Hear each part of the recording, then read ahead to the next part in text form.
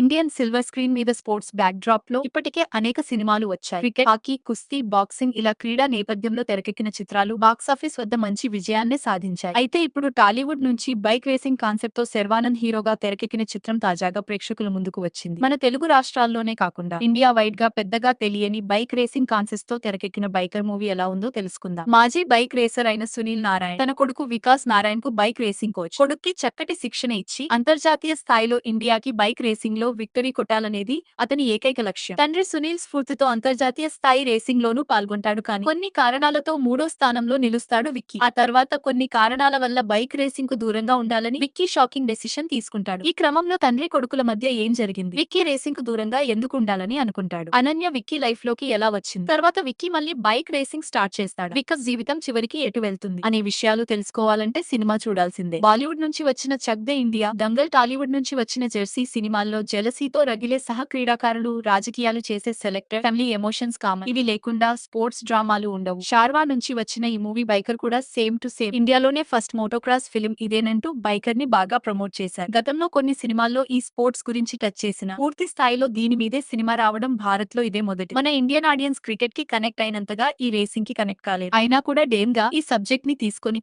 కథనం, ఎమోషన్ తో సినిమాని మరో స్థాయిలో ప్రేక్షకుల ముందు ఉంచాడు డైరెక్టర్ అభిలాష్ రెడ్డి. నాని జెర్సీ సినిమాలో కథనం, ప్యాషన్, డ్రామా, ఎమోషన్ అన్ని ఏ స్థాయిలో అయితే పండాయో బైకర్ కూడా అదే స్థాయిలో ప్రేక్షకులకి ఫీల్ ఇచ్చేలా తెరకెక్కించాడు డైరెక్టర్. ముఖ్యంగా బైక్ రైడింగ్ సీన్లన్నీ కూడా థియేటర్ లో చూసేటప్పుడు వేరే లెవెల్లో అనిపించాయి. ఎక్కడా కూడా సినిమా చూస్తున్నట్లుగా లేదు, ఏదో రియల్ రేసింగ్ ని చూస్తున్న ఫీలింగ్ ఆడియన్స్ కి కలిగించడంలో టీమ్ సక్సెస్ అయింది. క్లైమాక్స్ రేసింగ్ సీక్వెన్స్, ఆ తర్వాత నడిచే డ్రామా అయితే సినిమాని మరో స్థాయికి తీసుకెళ్లింది. ఈ సినిమా కోసం శర్వానంద్ ఎంత కష్టపడ్డాడో అందరికీ తెలుసు. ముఖ్యంగా ఒక రేసర్ లా కనిపించడం కోసం శర్వా పడిన కష్టం, ఆ తపన స్క్రీన్ మీద కనిపిస్తుంది. శర్వా బైక్ రేసింగ్ చేసిన ప్రతిసారి స్క్రీన్ మీద ఒక హీరో కాదు, రేసర్ నే చూసిన ఫీలింగ్ వచ్చింది. అలానే ఫాదర్ సెంటిమెంట్ సీన్స్ లో కూడా శర్వా చాలా సటిల్ గా చేశాడు. ఇక సినిమాలో సునీల్ నారాయణ పాత్రలో నటించిన రాజశేఖర్ చాన్నాళ్ల తర్వాత ఒక మంచి పాత్రలో నటించి మెప్పించారు. హీరోగా మాత్రమే చేద్దాం అనుకుని ఇలాంటి పాత్రలు ఎన్నో వచ్చినా వదులుకున్నా అంటూ ఇటీవల రాజశేఖర్ చెప్పారు. నిజానికి రాజశేఖర్ ఇందులో హీరో పాత్ర చేయలేదు, కానీ ఈ కథకి మాత్రం రాజశేఖర్ కూడా హీరోనే. ఎందుకంటే సునీల్ నారాయణ పాత్ర ఈ కథకి ప్రాణం. అలాంటి పాత్రని తన అనుభవంతో, నటనతో మరో స్థాయిలో నిలబెట్టారు రాజశేఖర్. ముఖ్యంగా క్లైమాక్స్ లో శర్వానంద్ కి హగ్గు ఇచ్చే సీన్ లో రాజశేఖర్ నిజంగా ఏడిపించారు. మాలవిక నాయర్ కి కూడా మంచి పాత్ర దక్కి ఫస్ట్ హాఫ్ లో గ్లామర్ తో మెప్పించి, ఇంటర్వెల్ ముందు సెకండ్ హాఫ్ లో నటనతో మెప్పించింది. కథలో ఆమె క్యారెక్టర్ కూడా కీలకమే కావడంతో చాన్నాళ్ల తర్వాత మాలవికకి మంచి పాత్ర దక్కింది. ఇక విలన్ గా అతుల్ కులకర్ణి